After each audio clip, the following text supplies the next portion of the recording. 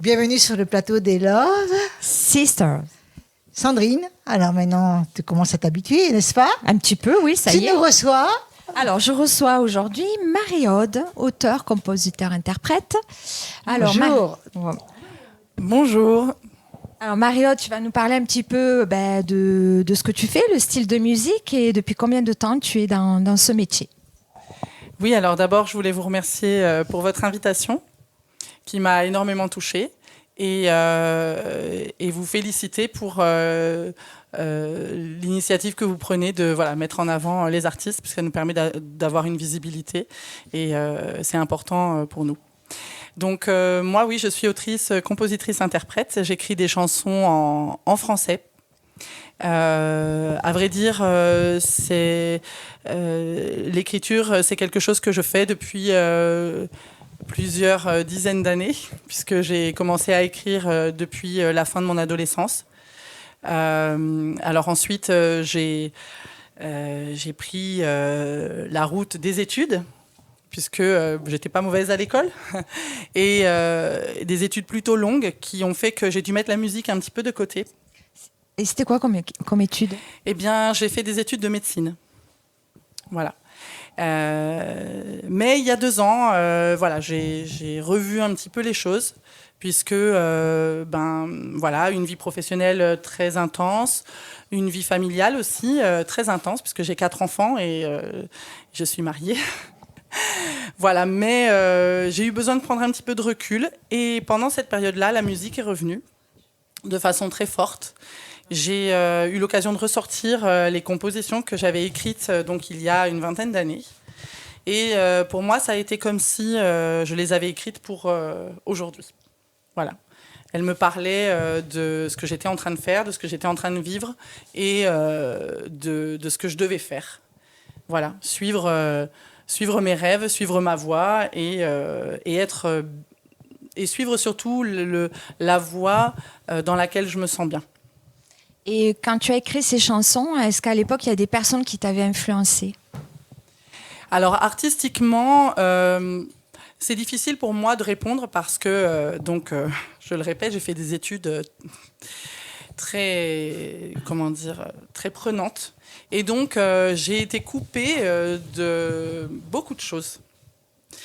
Et alors, ce que je peux dire, c'est que j'ai grandi dans une famille qui n'est pas du tout dans l'univers musical ou artistique, mais j'ai eu la chance d'avoir des parents qui m'ont fait découvrir la musique au conservatoire. Donc, j'ai appris à jouer de la guitare, j'ai fait de la chorale, et tout ça, bien sûr, ça vibrait totalement avec ce que j'étais, puisque je suis musicienne dans toutes mes cellules.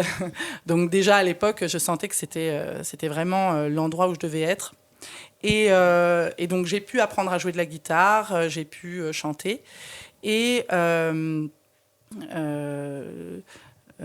grâce à tout ça, ce que je voulais dire, c'est que chez moi, on écoutait plutôt de la musique française. Francis Cabrel, Jean-Jacques Goldman, voilà, c'était l'époque des années... moi, je suis née dans les années 80, donc les années 90, 2000, voilà. Donc j'ai grandi plutôt dans l'univers de la chanson française. Et je crois que tu fais aussi partie d'une comédie musicale qui s'appelle Le Naufrage. C'est ça, donc en fait, depuis 2 ans que la musique est revenue dans ma vie, j'ai rencontré plein de gens, plein de petites étapes comme ça qui m'ont amenée là où je suis aujourd'hui. Et donc, j'ai d'abord rencontré un artiste que je suis allée voir pour prendre des conseils. J'avais ma guitare sur le dos, je veux faire de la musique, qu'est-ce que je dois faire? Il me dit, commence par aller aux scènes ouvertes. Donc, j'ai fait quelques scènes ouvertes sur Alès, sur Nîmes. D'abord sur Nîmes, d'ailleurs. Et donc, j'ai rencontré des musiciens. J'en ai rencontré des musiciens avec qui j'ai joué un petit peu. Puis ensuite, de fil en aiguille, nos projets correspondaient pas, donc j'ai rencontré d'autres musiciens comme ça, hop. Et puis la vie a fait que petit à petit, d'étape en étape, je me suis retrouvée à rencontrer des personnes. Et puis je suis tombée sur une annonce qui disait qu'il allait y avoir une audition pour une comédie musicale. Pas du tout l'univers dans lequel je suis, mais je me suis dit, allez, tu es lancé, tu ne te refuses rien, tu n'as jamais passé d'audition. Vas-y, puis après tout, peut-être que tu es ce qu'ils recherchent, peut-être pas, peu importe, va vivre l'expérience. Et donc c'est ce que j'ai fait. Et voilà, j'ai été étonnée d'être retenue parmi les 14 chanteurs de la troupe. Et donc c'est aussi un projet sur lequel je travaille actuellement. Est-ce que tu as d'autres projets à venir ? Oui, donc je suis en train de terminer mon premier EP. J'ai déjà 4 morceaux d'enregistrés de près. Il m'en reste encore 2. Je travaille aussi avec un musicien qui s'appelle Damien Morel, qui est compositeur et arrangeur, avec qui nous faisons des reprises, de chansons françaises ou anglaises, et qu'ensuite nous remixons avec un DJ qui s'appelle DJ Mulatto. Je vous refais pas tout l'historique, hein, ce sera le sujet de quelques histoires sur ma page YouTube. Donc ceux qui sont intéressés pourront aller suivre tout ça. Mais voilà, c'est les projets que j'ai actuellement. Donc ces reprises remixées, version Kizomba avec DJ Mulatto et donc Damien Morel. Mon EP pour donc les compositions que j'ai écrites. Et la comédie musicale. Tu connais déjà le nom de ton EP ?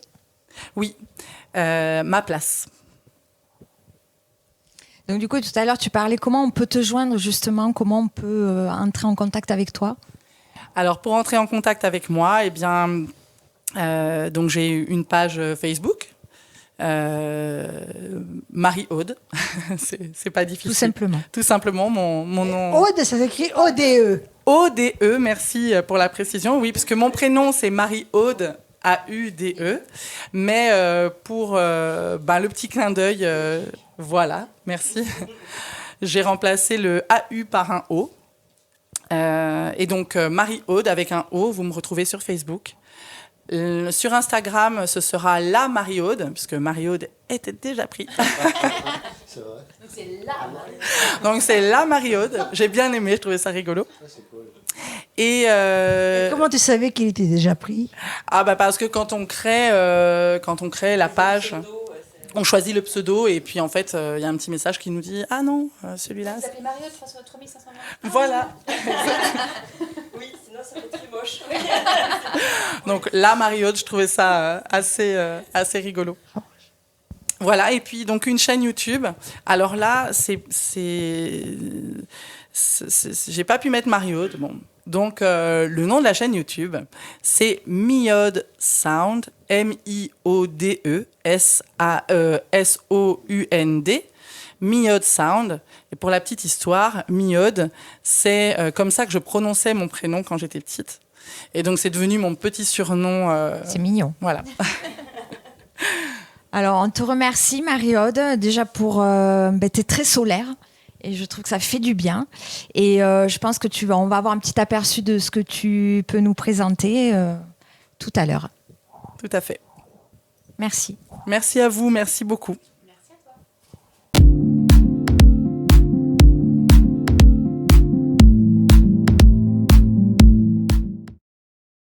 Comme la fleur qui s'ouvre au petit matin, je prends le temps de grandir. Comme le soleil se lève sur les chemins que je pourrais choisir. Comme la lune arrive quand le jour prend fin, j'enveloppe tous mes désirs. Oh, oh. Parfois je voudrais oublier où est ma place. Alors je prends des pauses en passant devant la glace. Parfois je voudrais oublier où est ma place, pouvoir changer de rôle quand le mien me lasse. Je garderai tout de toi, tellement besoin de tes yeux, pour que demain soit l'abri de notre amour.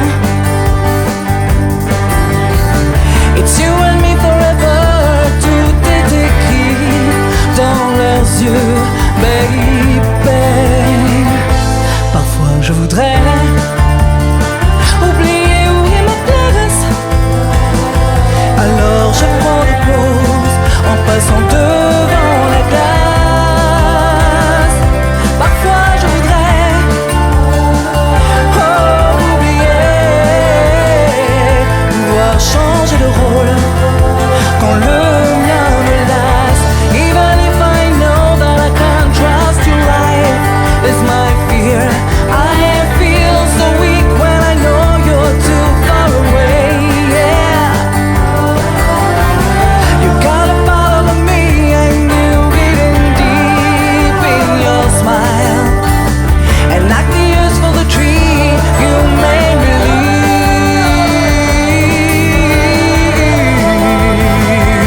Parfois je voudrais oublier où est ma place. Alors je prends des pauses en passant devant la glace. Parfois je voudrais oublier, pouvoir changer de rôle quand le mien me lasse. Parfois je voudrais oublier où est ma place. Alors je prends des pauses en passant devant la glace. Parfois je voudrais oublier où est ma place, pouvoir changer de rôle quand le mien me lasse. Pouvoir changer de rôle, ouais, quand le mien me lasse.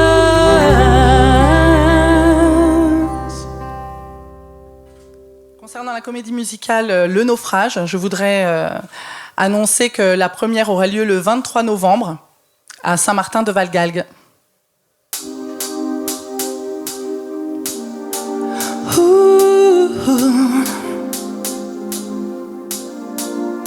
Meu amor,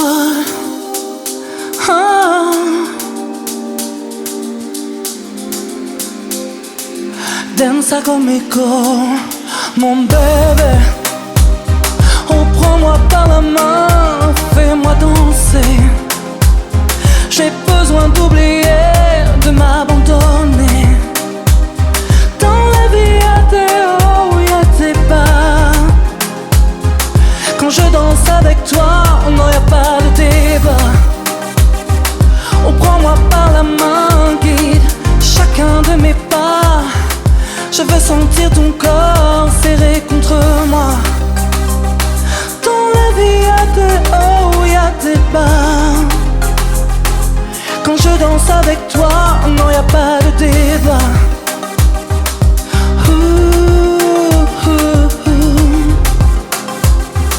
Deixe-me saber que você me ama. Eu te amo.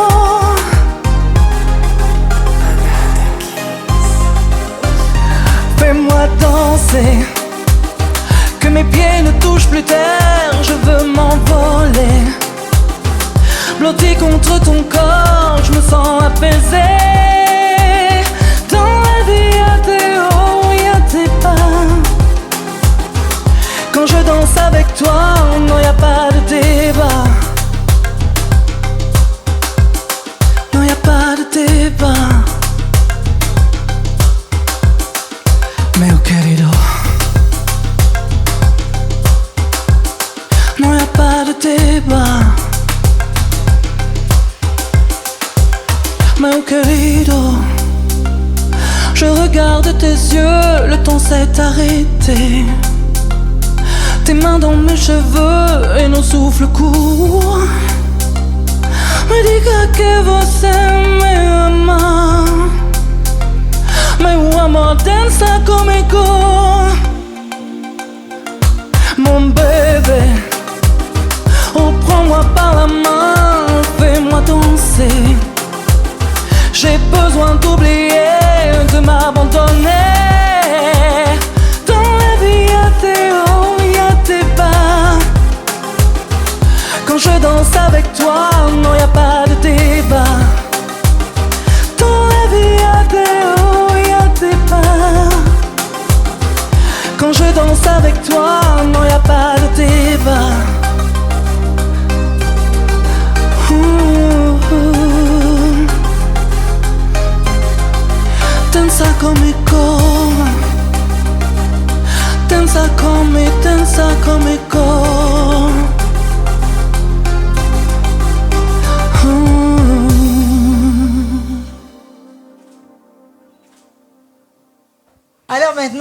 C'est le tour de Clémence. Ça fait un bout de temps que tu es là, toi. Hein, Bah oui, je sais pas depuis combien de temps, mais ça fait plusieurs un moment. années, je crois.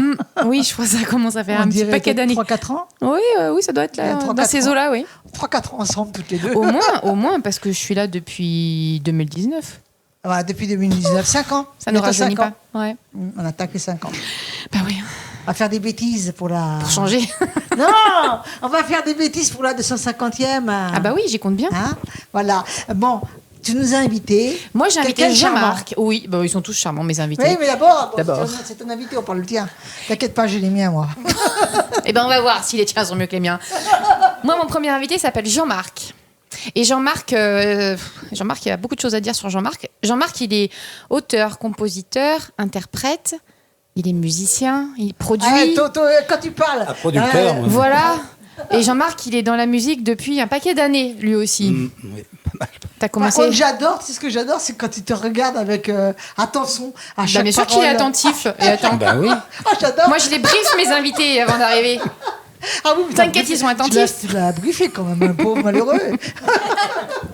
Non, Jean-Marc, il a vraiment un panel de choses assez impressionnantes à raconter et puis à discuter aussi. Et je sais même pas par où commencer, tellement il y a des choses à raconter. Comment t'as commencé, Jean-Marc? Alors, j'ai commencé comme tous les jeunes adolescents. J'avais 11 ans. J'ai trouvé une guitare Framus. Je ne sais pas si certains connaissent. C'était une guitare électrique qu'on trouve sans doute plus. Et bon, qui faisait grin-grin, je ne savais pas jouer. Et je l'ai branché sur une chaîne hi-fi, parce que j'avais pas d'ampli. Et j'essayais de reproduire Apache, les trucs comme ça. Et puis, j'avais la chance d'habiter près d'une base américaine. Et j'écoutais toute la musique soul de l'époque, tout le folk avec... j'ai découvert Bob Dylan, Leonard Cohen, Neil Young, dont je suis fan, Springsteen, enfin tous ces gens-là qui m'ont porté, qui m'ont bercé. À la maison, on écoutait plutôt... c'était Dalida. De la chanson française. Oui, de la chanson française, oui. Aznavour, ma mère était une fan d'Aznavour, Beko, tous ces... Brel aussi, et Brassens. Alors ça, c'était plus mon père. Et mon père est italien, donc pas mal de chansons italiennes aussi, napolitaines. Ah oui, t'as une formation vraiment Oui, et complète. donc très jeune, à 15 ans, j'ai joué dans un groupe où on jouait dans des bases, on faisait des reprises de Sam and Dave, de Wilson Pickett, de James Brown, des choses comme ça. Et là, tu étais en tant que guitariste ou tu chantais Oui, déjà? en tant que... Non, je ne chantais pas du tout. On avait un D'accord. chanteur, j'ai chanté par accident en fait. Ah. Et donc... Il manque les chanteurs ou la chanteuse. Attends. À 18 ans, j'ai voulu quitter la maison. Je suis parti parallèlement. J'étais bon joueur de tennis. Je suis parti comme prof de tennis au Club Med pendant 3 ans et demi, 4 ans. Et là, après mon travail, que le soir, il y avait des spectacles, donc je chantais quelques textes que j'avais écrits. Et au Sénégal, je me souviens, il y a un éditeur, Claude Pascal, qui m'avait découvert, qui m'a dit « Ah, ce que tu fais, c'est bien et tout. » Donc il est venu te voir au Club Med au Il Sénégal. était en vacances. Bon, il était en vacances. Il était en vacances. Donc le soir. Et là, lors après d'un le cours de spectacle- tennis, il te voit sur scène. Oui, ben pousser voilà, la chansonnette. c'est comme ça. Et il me dit bon, ben quand tu viens sur Paris, viens me voir. Bon, moi, je savais même pas ce que c'était un éditeur, hein, donc je suis allé le voir. Il avait Francis Lalanne, il avait des artistes qui écrivaient. Oui, c'était plutôt bien. sympa. Et quand je vais le voir, il me dit bon, il faudrait que tu me proposes des maquettes, que je vois des maisons de disques. Et moi, je ne savais même pas ce que c'était une maquette, donc je vois des copains qui faisaient ça. Donc je faisais mes petites chansons, ils arrangeaient autour. Donc je le propose, et pendant 6 mois, 8 mois, j'étais dans le sud, je donnais des cours de tennis j'étais rentré, j'avais quitté le club, je donnais des cours de tennis à Hyères et le Luc. Et je montais tous les 2-3 mois, je menais des choses, il me dit t'es pas prêt. Et au bout d'un moment, il me dit bon, c'est bon, allez, je vais démarcher. Et j'ai signé chez Polydor en 84 pour un album et 2 45 tours. Et à l'époque, il y avait Serge Reggiani, Moustaki, il y avait une très belle équipe, il y a eu Renaud, il y avait vraiment une belle maison de disques spécialisée dans la chanson française. Sous quel nom, s'il te plaît? Ce nom, Jean-Marc Tomaselli. Tomaselli. Voilà, Tomaselli, ouais. Et donc, il y avait un directeur artistique formidable qui s'appelait Max Dumas, qui malheureusement est tombé malade. On était dans les années 80, il a attrapé une maladie dont on ne guérissait pas à l'époque. Il a quitté son poste, et le poste vacant, il y a quelqu'un qui s'est engouffré dedans, qui est arrivé avec un groupe de rock qui s'appelait Les Forbans. Et quand il est arrivé, il y avait beaucoup d'argent à l'époque dans les maisons de disques. Donc il a pris une très belle somme et avec le poste de directeur artistique. Ce qui a été un drame pour la trentaine de jeunes artistes dont je faisais partie. Parce que lui disait, moi, ce que je veux, c'est du rock. C'est fini, la chanson comme ça. La chanson française. Voilà, c'est terminé. Ok. Donc, il nous demandait de lui proposer quelque chose. Alors, moi, j'étais un peu perdu. C'était pas mon univers. Moi, je suis plutôt Toi, c'était des chansons à texte, j'imagine. Oui, j'étais romantique, nostalgique. Voilà. Donc, donc, il avait, avec l'argent qu'il avait touché, il avait acheté une maison à Issy-les-Moulineaux. Il avait monté un studio. Et il nous faisait venir. Donc j'avais pris rendez-vous et j'ai commis dans le métro, j'avais écrit un texte pour faire un petit rock, comme il demandait, du sous-bachung, voilà, on va dire. Et donc j'arrive avec ma guitare, je vois ce studio, je suis impressionné, et il me dit, bon, bah écoute, vas-y, montre-moi ce que tu veux. Bon, je lui fais ça, il me dit, bon, attends, il branche sa machine, il met une boîte à rythme, il me dit, bon, vas-y, joue, avec le casque, après je chante. Et il me dit, ça me suffit. Et je lui dis, mais comment? Il me dit, oui, mais on va voir. Et j'avais enregistré au studio Marcadet, dans le nord de Paris, avec les musiciens de Michel Berger, déjà 9 titres de l'album. Qui étaient prêts, donc. Ah oui, j'avais sorti 2 45 tours, et l'album, il manquait 3 titres. Toujours dans le rock? Non, dans dans la son chanson style, française. lui, du coup. Moi, c'est dans la chanson française. Tes chansons, oui. Et donc, quand je rentre et j'appelle les copains qui étaient dans le même cas que moi, et je dis, mais vous avez fait la même chose? Oui, il nous a tordu de la même façon, et moi, je ne me sentais pas. Et je dis, mais qu'est-ce que vous faites? Alors, on me dit, nous, c'est trop dur d'avoir une maison de disques, on reste, on va voir comment on peut s'arranger. Oui, c'est le choix. Et puis, il y en a un qui me dit, ah non, moi, je reste pas, c'est pas mon truc. Et je dis, mais tu fais comment? Il me dit, tu peux redemander ton contrat. Je dis, ah bon, on peut faire ça? Donc, il me dit, oui. Donc, je prends rendez-vous avec le directeur et je lui dis, écoute, bienvenue dans la maison, mais moi, c'est pas mon univers, je vais rien apporter à la maison et je vais perdre mon âme. Donc, il me dit, alors qu'est-ce que tu veux? Je dis, j'aimerais reprendre mon contrat, mais pas être bloqué pendant 2 ans comme on faisait à l'époque. Il me dit, non, on va te bloquer 6 mois, et tu es bien sûr? Je dis, oui. Et je reviens 3 jours après, les papiers étaient prêts, je les signe, et je me souviendrai toujours de cette scène parce que ça m'a fait beaucoup de mal. Il était sur un fauteuil beaucoup plus confortable, le fauteuil du directeur, là. Et je lui dis, bon, Jean, désolé, je pars... Et les chansons que j'ai déjà enregistrées à Marcadet, est-ce que je peux en avoir une copie pour moi? Et là, il me regarde, il me fait non de la tête, sans même me parler. C'est quand même violent. Il me fait non. Et je deviens blanc, je dis, mais comment non? Il me dit, qui c'est qui a produit? Je dis, c'est Polydor. Il dit, tu as tout compris. Voilà, c'est pas à toi. Je dis, mais les chansons sont à moi. Il me dit, oui, mais la production, non. Je dis, mais c'est juste une copie pour moi. Il me dit, non, tu as joué, tu as perdu. Voilà. Donc c'était très violent. Je rentre. Oui, il faut s'en relever de ça. Hein, oui, j'ai mis du temps. Je rentre et j'avais encore une idée. J'étais très ami avec l'ingé son. Et je l'appelle, je lui dis, bon, voilà, j'ai un petit souci, est-ce que tu peux me faire une copie? Il me dit, mais on se voit dans quelques jours, on finit l'album. Je lui dis, non, ça a changé. J'ai plus les chansons. J'ai redemandé mon contrat. Et là, il me dit, ah zut. Enfin, il me dit, pas zut, il me dit un autre mot, mais il me dit, mais je peux pas le faire. Mais je lui dis, mais comment tu peux pas le faire? Il me dit, mais je suis salarié par eux. Si je fais ça et que ça transpire, je perds ma place, ma réputation. Et je suis parti miné. Comment repartir de zéro? Alors, comment repartir de zéro? J'étais marié à l'époque, j'ai divorcé parce que j'étais trop mal. J'ai quitté, je suis reparti au club, voilà, pour me changer les idées. J'ai arrêté la musique pendant 7-8 ans. Et à un moment, elle est revenue. Tu avais quel âge à ce moment-là? J'avais 30 ans, 28 ans, 27, 28 ans. J'en avais un.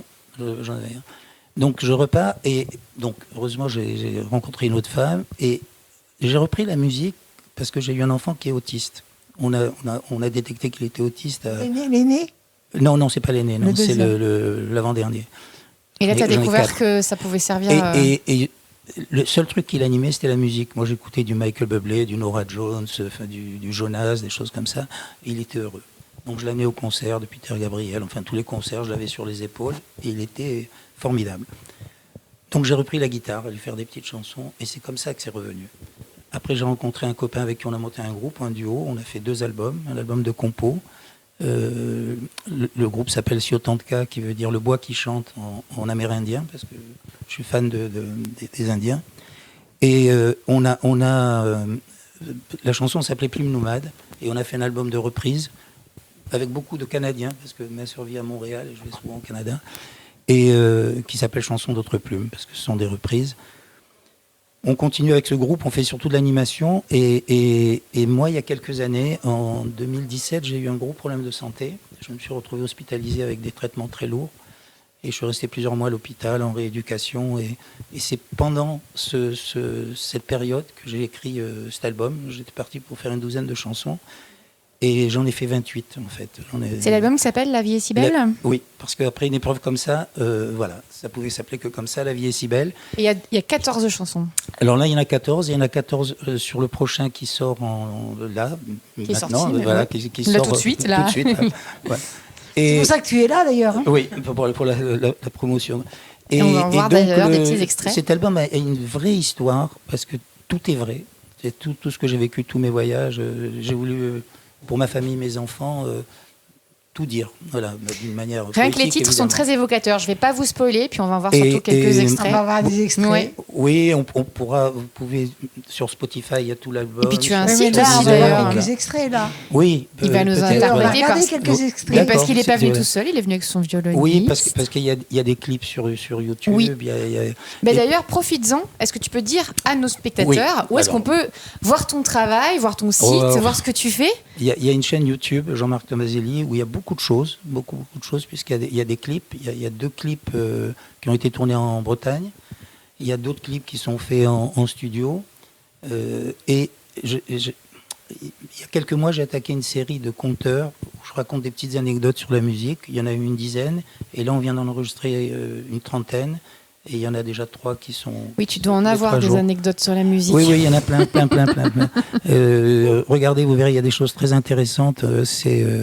On pourrait en parler juste pour vous en dire une, quand j'étais au Sénégal, j'ai eu la chance d'y être pendant qu'il y avait le festival de jazz. À l'époque, pendant 2 ans, ils ont fait un festival de jazz et on recevait tous les grands musiciens américains. Et moi, je faisais partie de l'équipe des sports, j'étais prof de tennis, donc on allait chercher les artistes à l'aéroport.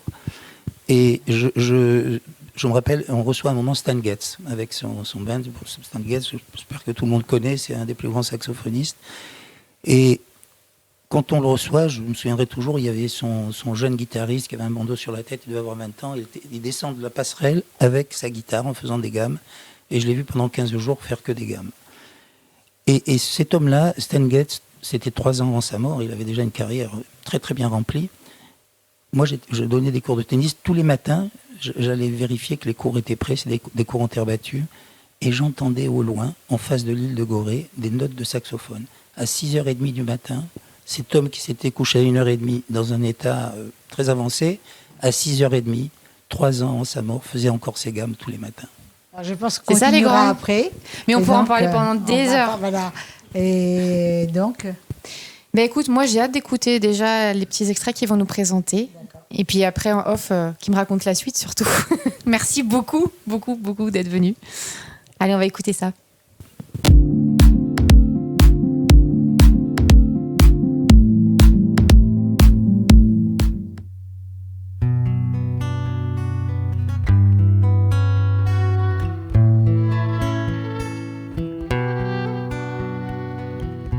Quand on se lève un matin, un peu sonné, un peu chagrin, que les infos de la veille résonnent encore comme un cauchemar sans fin. On sait alors qu'on ne peut plus se taire et se résigner. Depuis le temps que je me demande si de l'autre côté du monde on marche la tête en bas, on marche la tête en bas. Et si la terre est si grande, es-tu sûr qu'elle soit ronde? Viens, allons voir là-bas, viens, allons voir là-bas.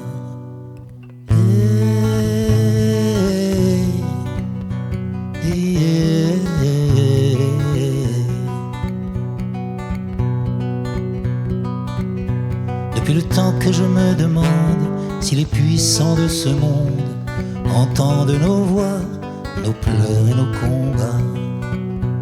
Quand la misère est si grande, il faut plus perdre une seconde N'entendent-ils pas, n'entendent-ils pas?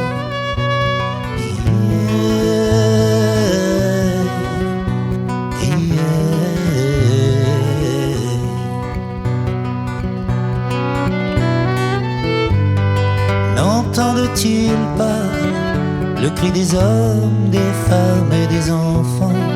N'entendent-ils pas ici et maintenant?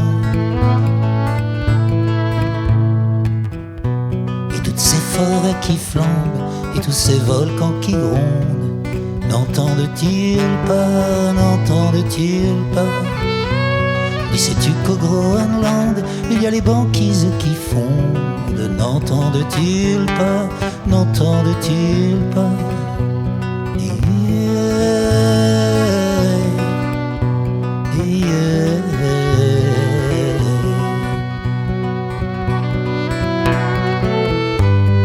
N'entendent-ils pas le cri des hommes, des femmes et des enfants?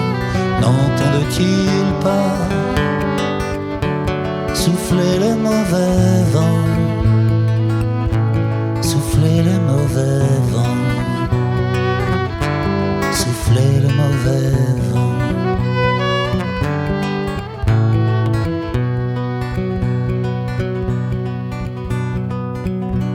On donne aux dieux en offrande des enfants chargés de bombes.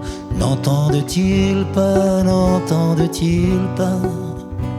La terre devient no man's land, le diable danse sur nos tombes. N'entendent-ils pas, n'entendent-ils pas?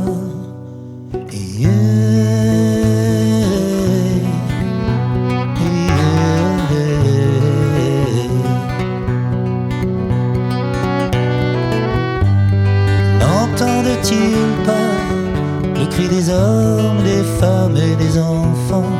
N'entendent-ils pas ici et maintenant? N'entendent-ils pas le cri des hommes, des femmes et des enfants? N'entendent-ils pas souffler le mauvais vent, souffler le mauvais vent, souffler le mauvais vent?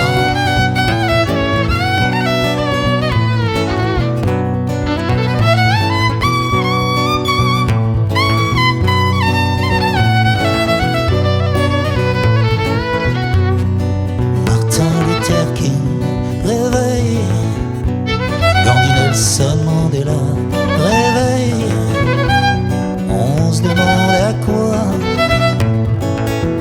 on servit au combat. Réveille,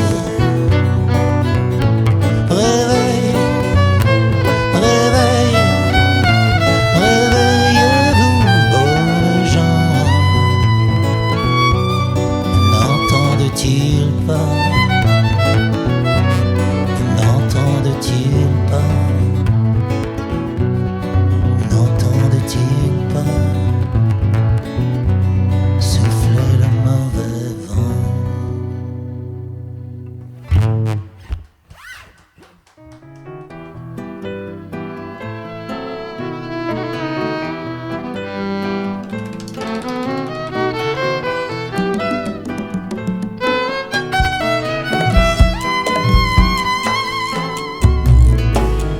Dans la brume, sur le Saint-Laurent, tes sanglots vont se noyer dans le vent. Petit cœur de plume, petit goéland, tu vas te perdre dans l'océan. Petit cœur de plume, ne m'oublie pas, viens te poser un moment près de moi. Petit cœur de plume, si tu t'en vas, emporte un bout de mon cœur brisé. Hey, hey, hey, hey, hey. Au-dessus de l'écume, loin du Saint-Laurent, tu poursuis ton vol si déchirant. Petit cœur de plume au gré des courants, tu dérives perdu dans l'ouragan. Petit cœur de plume, ne m'oublie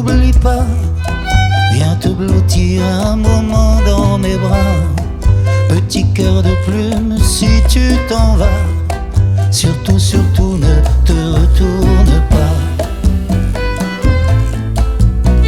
Mes chansons d'amour, je te les donne, elles ne serviront plus à personne. Mes chansons d'amour, je te les donne, emporte-les dans le vent d'automne.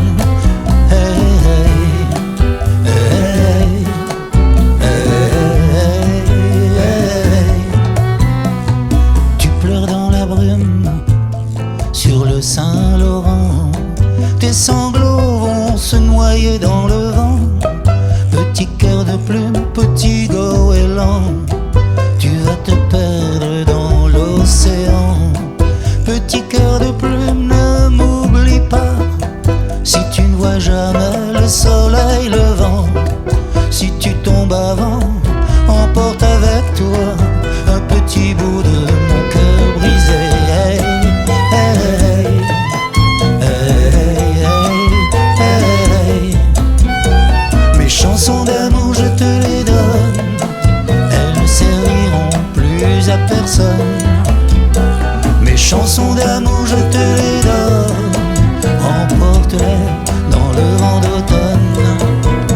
Mes chansons d'amour, je te les donne, elles ne serviront plus à personne.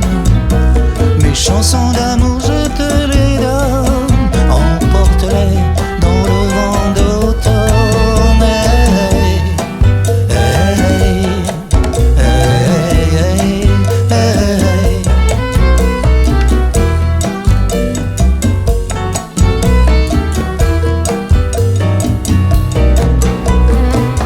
Petit cœur, ne m'oublie pas.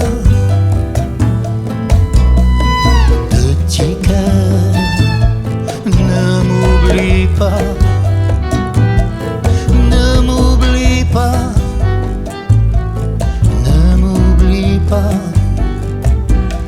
Ne m'oublie pas. Ne m'oublie pas. Ne m'oublie pas.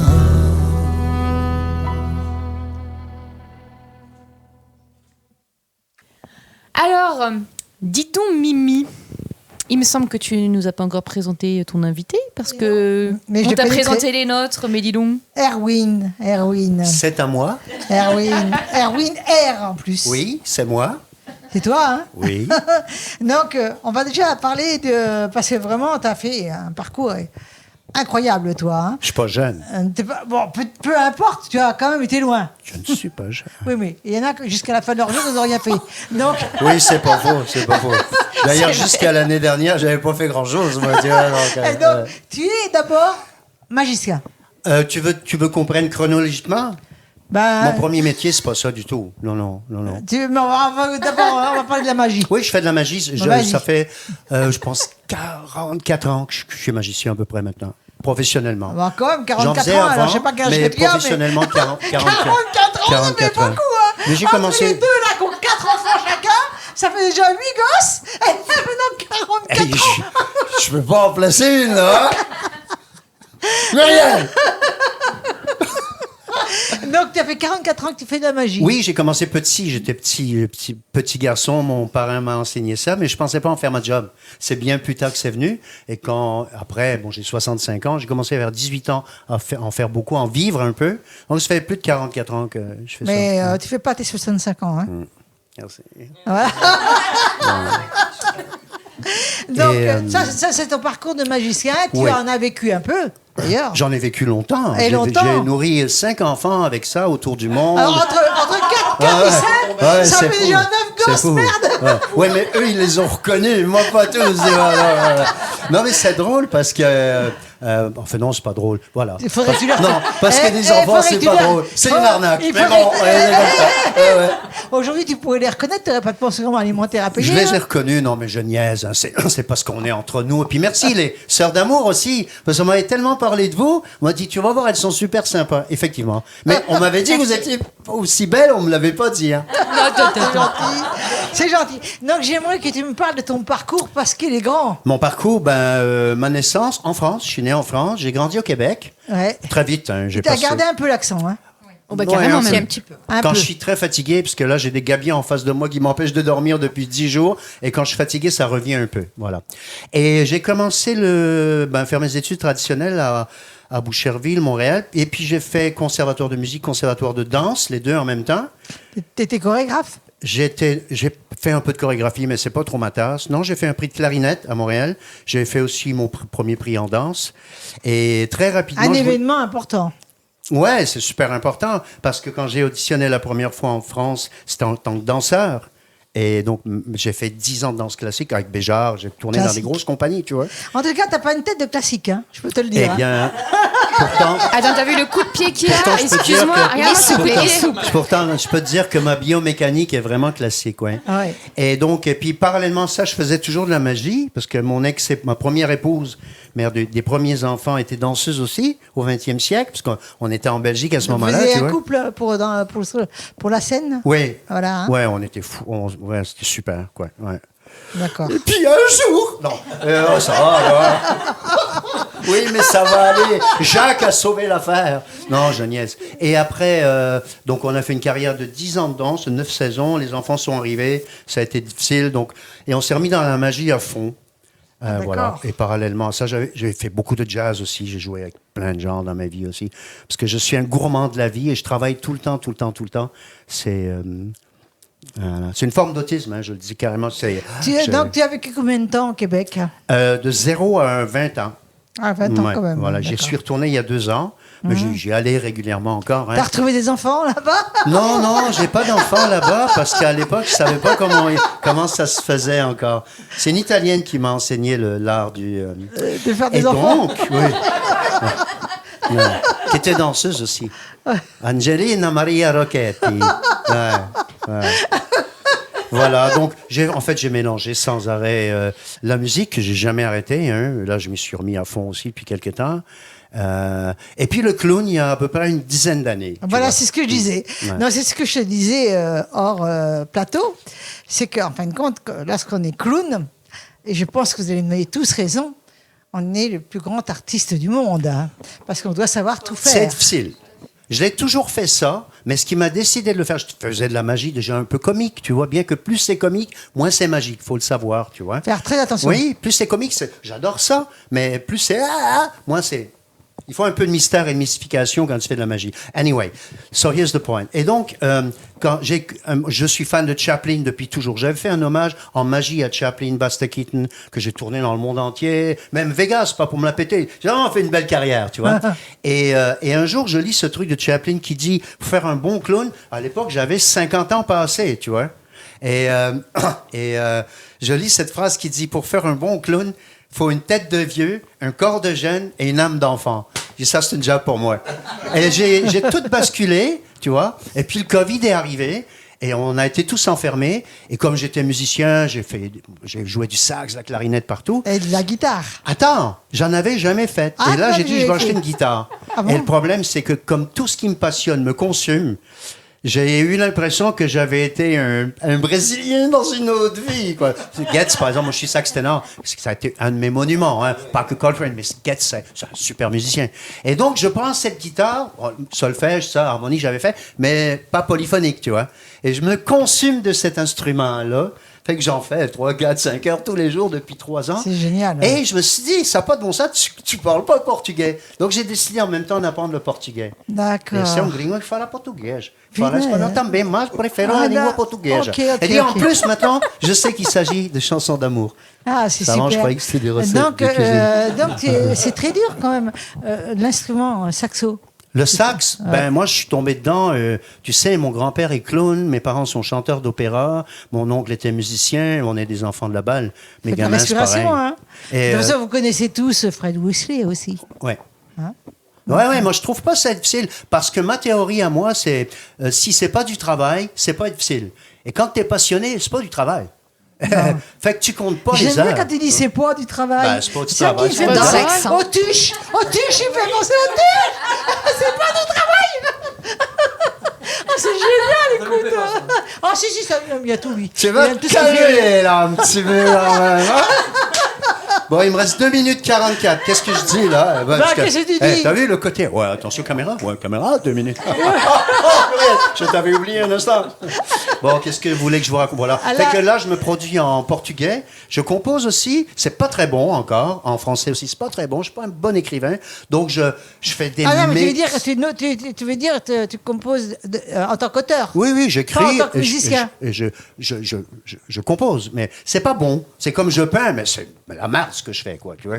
Mais je peins par plaisir. Donc, il y a des choses que je fais bien, je crois, puis d'autres, je suis vraiment pas bon. Et donc, peut-être un jour, quand je serai jeune, que tu vas te rendre compte que là, c'est bien. à titre posthume.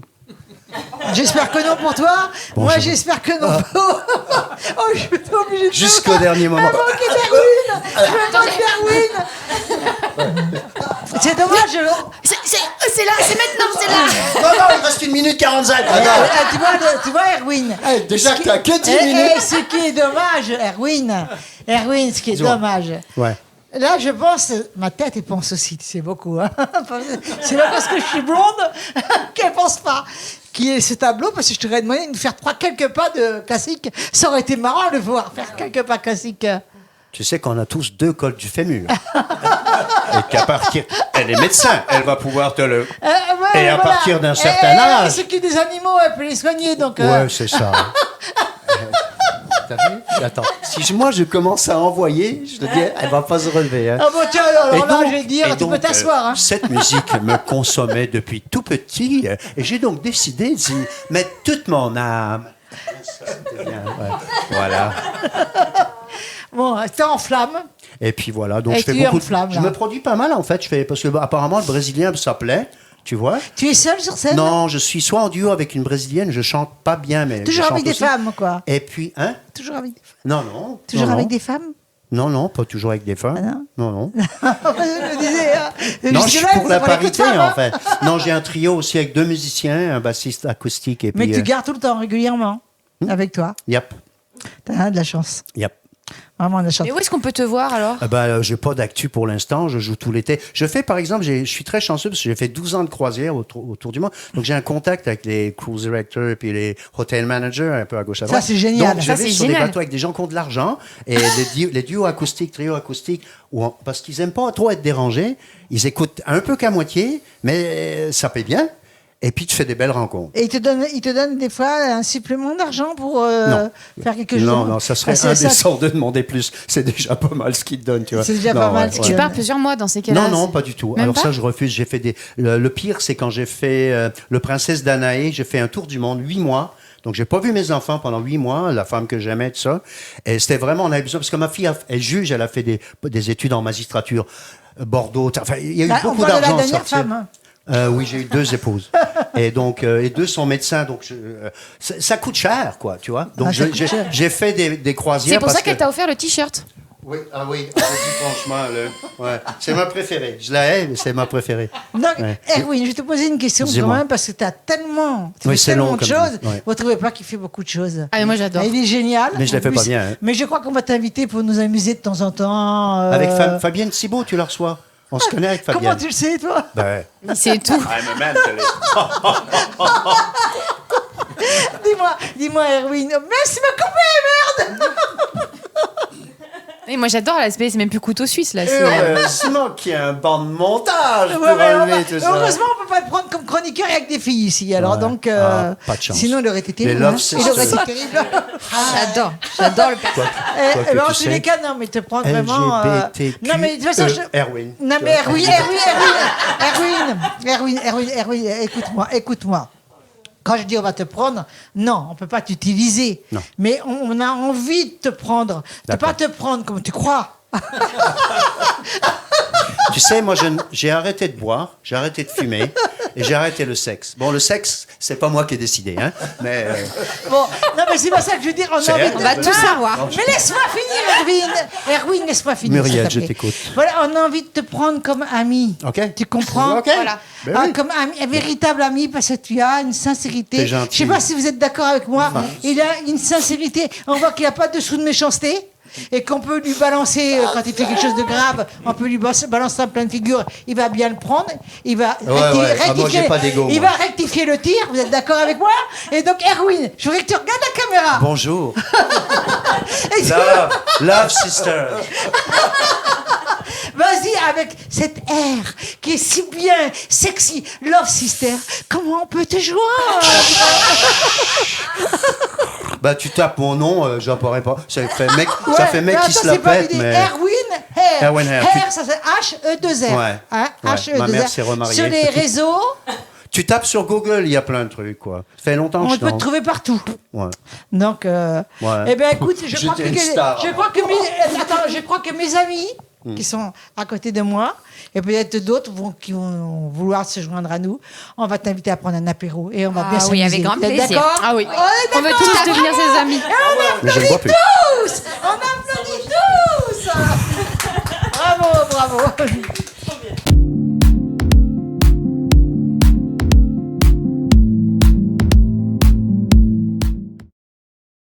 Bonjour, pour déjà remercier Muriel et toute son équipe de m'avoir invité, j'ai décidé pas de faire un morceau de ma composition, mais un hommage à Monsieur Nougaro que j'aime beaucoup. Et comme je suis fan de musique brésilienne, parce que je me produis beaucoup en portugais et en brésilien, j'ai fait un mix entre une chanson qui s'appelle Berimbo et Bidonville de Nougaro. J'espère que vous allez aimer ça.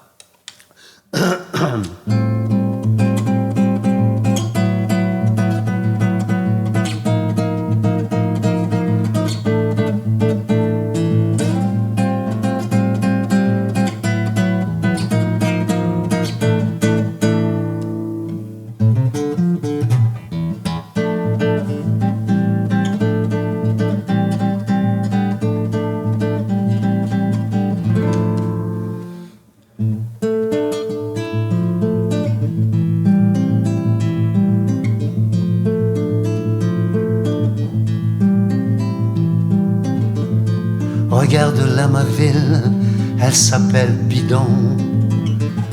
Bidon, bidon, bidonville, vivre là-dedans, c'est coton. Les filles qui ont la peau douce, la vendent pour manger. Dans les chambres, l'herbe pousse pour y dormir, faut se pousser.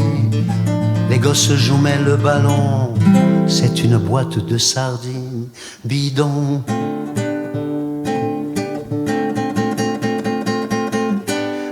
Donne-moi ta main, camarade, toi qui viens d'un pays où les hommes sont beaux. Donne-moi ta main, camarade, j'ai 5 doigts moi aussi, on peut se croire égaux.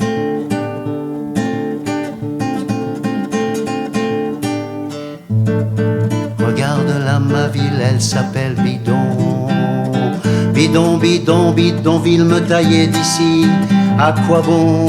Pourquoi veux-tu que je me perde dans tes cités? À quoi ça sert? Je verrai toujours, toujours de la merde, même dans le meu de ma mère. Je dormirai sur des millions, je reverrai toujours, toujours bidon.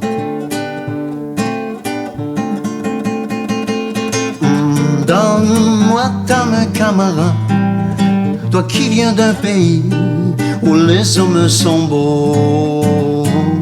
Donne-moi ta main, camarade, j'ai 5 doigts moi aussi, on peut se croire. Mejor era todo se acaba. Mejor era todo se acaba. Se não tivesse o amor, se não tivesse o amor, se não tivesse essa dor, se não tivesse essa dor, se não tiver o sofrer, se não tiver o sofrer, se não tiver chorar, se não tiver a chorar, melhor era tudo se acaba. Eu amei, amei demais, la ya la la la la la.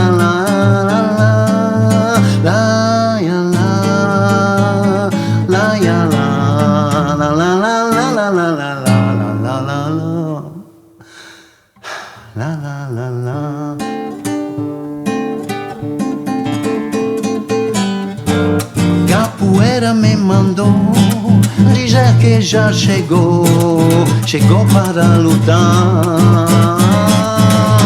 Berimbau me confirmou, até brigar de amor, tristeza camarada. Ba ba ba ba, ba da ba ba ba ba ba ba ya ba ba ba ba, ba da ba ba.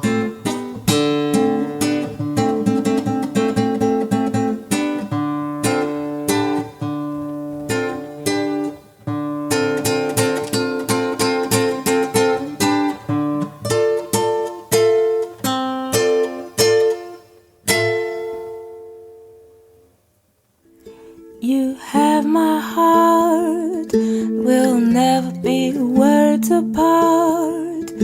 Maybe in magazines, but you'll still be my star. Baby, 'cause in the dark you can see shiny cars. That's when you need me there. With you I'll always care. Because when the sunshine will shine together, told you I'll be here forever. Say I'll always be your friend. Took an oath, I'ma stick it out till the end. Now that it's raining more than ever, know that we'll still have each other. You can stand under my umbrella. You can stand under my umbrella. Ella, under my umbrella. Ella, under my umbrella. Ella, under my umbrella. Ella,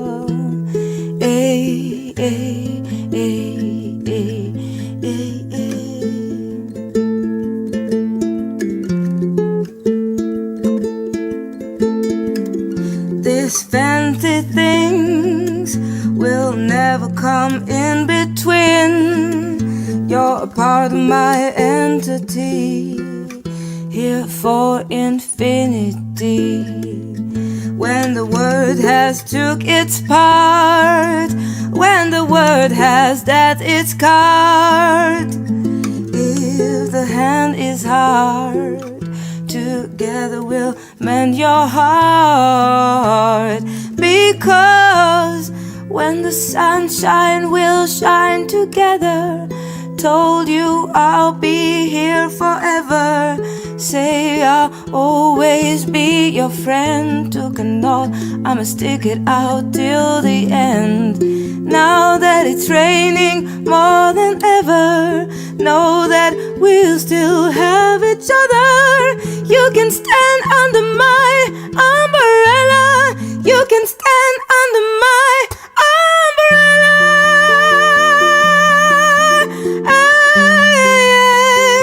Under my umbrella. Oh, under my umbrella.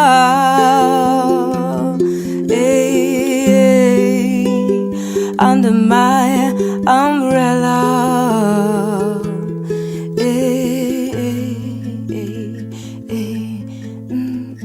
You can run into my arms.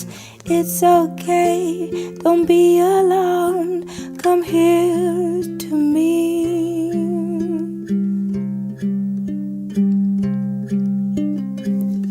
So go and let the rain pour. I'll be all you need and more. Because it's raining, raining.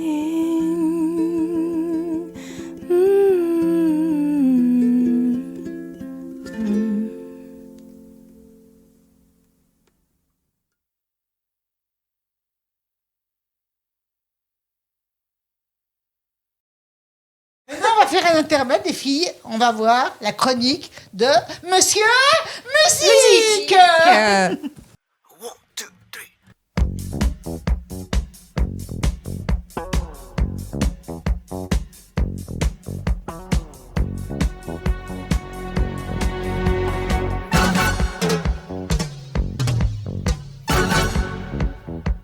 Monsieur Musique. Bonjour ma chère Mimi, comment Bonjour, vas-tu? bonjour. Alors écoute, aujourd'hui je vais t'emmener en Nouvelle-Calédonie et nous allons parler du style de musique Kaneka. En l'espace de 15 ans, le Kaneka est devenu le style musical référence de la Nouvelle-Calédonie.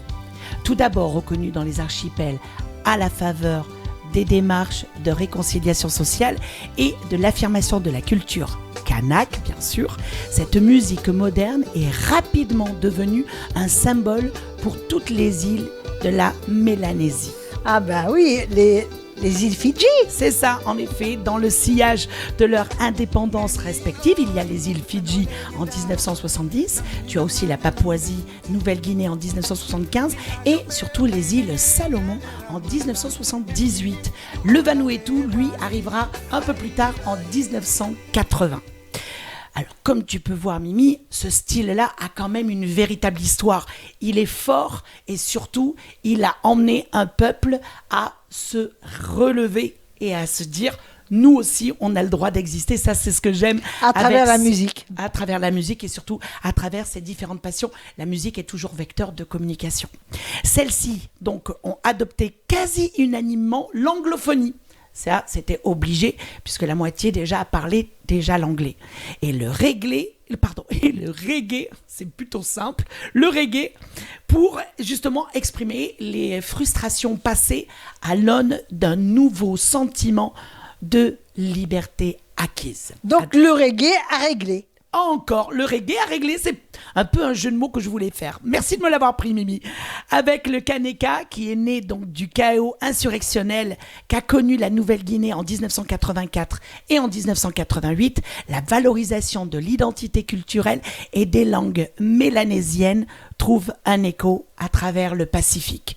Tu vois, Mimi, on aurait bien besoin de ça chez nous en ce moment. Je crois bien que oui. Mimi, je te trouve de plus en plus radieuse. Oh, merci, c'est gentil, mais je crois que c'est depuis qu'on travaille ensemble. Je pense, Mimi, aussi, c'est parce qu'il y a de superbes Love Sisters qui sont de l'autre côté aussi. Oh. Alors, je vous embrasse bien fort. À très vite. À très Et vite. surtout, on se retrouve prochainement pour une nouvelle rubrique de Monsieur Musique. Je te dis maman au revoir, que le dis bye bye, que le dis maman. Faut peine que l'œil te souvenir, bye bye, Livina. Que le yoni est seul qui te die. Que le yoni est seul, Livina. Non, maintenant, nous voilà de retour, mais elle est toujours avec l'équipe. L'équipe qui est là, présent. Ils sont pas partis, hein. Ils ont été sérieux, il y en a un qui a voulu partir, on l'a attaché. Devinez lequel. Sandrine, c'est à ton tour, ma chérie. Alors, moi, je suis ravie d'accueillir Nathalie Vasquez, qui est artiste... Nathalie. Bonjour Nathalie. Bonjour. Donc, qui est artiste art plastique. Artiste peintre, oui. Voilà. Alors, pourquoi l'art Plasticienne. plastique? Alors, en fait, je suis née dedans. Les arts plastiques, alors je dis artiste peintre, mais parce que je fais surtout de la peinture, mais les arts plastiques parce que ça touche toutes sortes. Je suis quand même plus plasticienne que peintre, parce que j'aime touche à tout. Et j'aime bien aussi toujours me poser plein de questions de comment je peux créer, voilà. Ne serait-ce que je me promène, je vois des pierres, je réfléchis à qu'est-ce que je pourrais faire avec des pierres. Et tout le temps, en fait, je suis tout le temps en ébullition. Et je travaille aussi, je fais pas mal d'interventions avec les enfants en tant qu'intervenant art plastique. Donc voilà, pareil, avec les enfants, il faut avoir plein d'imagination et leur donner voilà, accès à tout ce côté matière. Voilà. Il me semble aussi que tu travailles avec des matériaux de récupération, c'est ça? Tout à fait. Tu peux nous en dire un peu plus? Ouais, j'essaye de tout récupérer. Pareil, je suis toujours en réflexion sur comment on peut pour moi, on devrait arrêter de produire, en fait. Pourquoi ? Parce qu'on est déjà submergé de plein de choses. L'idée, c'est de faire avec ce qu'on a déjà ou de retransformer. J'aime beaucoup tout ce qui est Là, transformé. c'est une éducation presque impossible. Voilà. Hein. Donc, par exemple, voilà, moi, j'avais fait un jeu comme ça avec des amis peintres où on prenait la poubelle jaune et qu'est-ce qu'on fait avec une poubelle jaune, quoi. Et on prend les matériaux et l'idée, c'est de transformer, d'utiliser, de faire même... moi, je fais des supports même pour peindre après. Voilà. Là, c'est superbe ton tableau là. Alors là, J'adore. là, c'est vraiment de la Ah, ça, peinture c'est la à couleur de l'huile. son pantalon, t'as vu hein? Oui. Et on voit que tu aimes beaucoup le bleu, effectivement. Oui. Il me semble que tu as des mèches bleues. Hein, et Oui. Voilà, c'est ça. J'étais pas du bon côté, moi. Ouais, là aussi, oui, je me sers de mes cheveux blancs maintenant. Bonne idée. Ah, le balayage. Voilà. Comme j'étais très très brune, je voulais pas trop décolorer, mais maintenant, oui, ça y est, on peut mettre du bleu.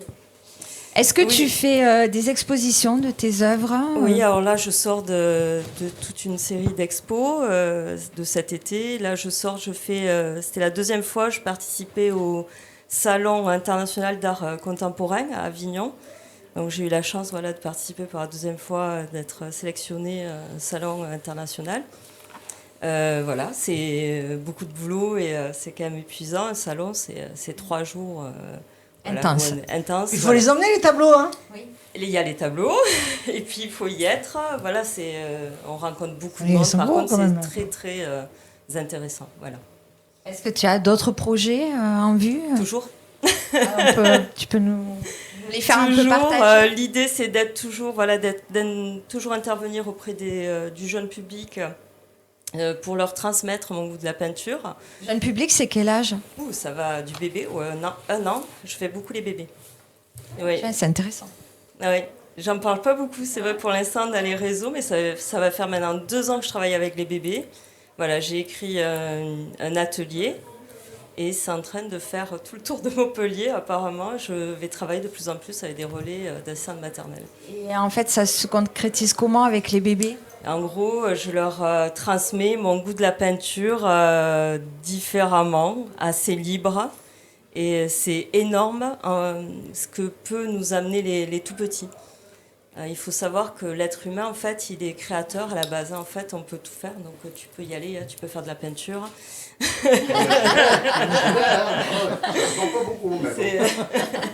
En fait, on est tous créateurs.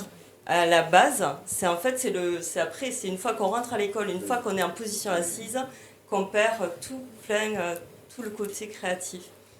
Donc, les tout petits savent déjà prendre un pinceau directement. Alors ça, c'est juste magique. Alors que moi, j'ai dû réapprendre l'art plastique quand j'étais plus jeune, quand je fais des études d'art plastique. Il a fallu réapprendre. Ils ont confiance en eux, ils n'ont pas le problème du regard de l'autre, ils n'ont pas d'ego. Voilà, donc c'est très très intéressant. Ils nous apprennent beaucoup et ils apprennent aussi à l'adulte. Voilà. Alors Nathalie, tu nous as amené quelques-unes de tes œuvres qu'on peut voir ici, qui sont magnifiques d'ailleurs. Merci. Et moi j'aimerais savoir comment on peut te joindre, est-ce que tu as un site, est-ce que tu oui, es alors sur les réseaux? Déjà j'ai un lien Linktree où on peut voir tout là où je suis en fait, tous les réseaux, puisque j'ai une chaîne YouTube, je suis sur LinkedIn, je suis sur Facebook, Instagram. C'est déjà pas mal. Hein. C'est les réseaux maintenant, c'est le web. Hein. C'est le web et j'ai un pour se site faire connaître. internet. Et un site internet. Oui, j'ai un site T'es d'accord. internet. 5 sites Insta.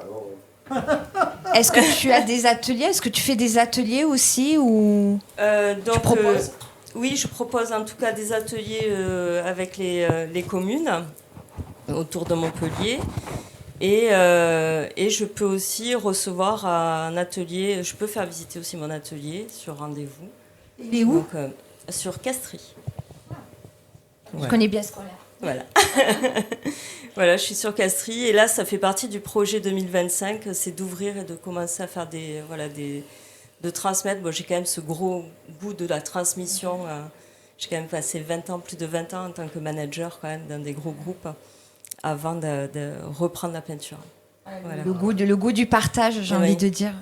Oui, je retrouve, c'est mon élément, quoi.